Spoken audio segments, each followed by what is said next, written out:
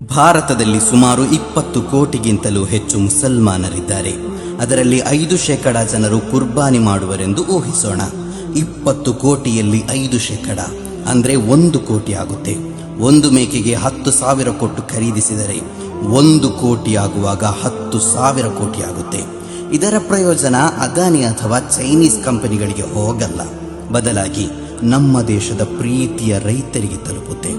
ಒಬ್ಬ ರೈತ ವರ್ಷಕ್ಕೆ 10 ಮೇಕೆಯನ್ನು ಸಾಕಿದರೆ 10 ಲಕ್ಷ ರೈತರ ಕುಟುಂಬಗಳ ಬಾಳು ಬೆಳಗುತ್ತೆ. ಒಂದು ಮೇಕೆಯಲ್ಲಿ ಕನಿಷ್ಠ 20 ಕೆಜಿ ಮಾಂಸವಿದ್ದರೆ ಅದನ್ನು 20 ಬಡವರ ಮನೆಗೆ ನೀಡಿದ್ದಲ್ಲಿ 20 ಕೋಟಿ ಬಡವರ ಮನೆಗಳಿಗೆ ಮಾಂಸ ತಲುಪುತ್ತೆ.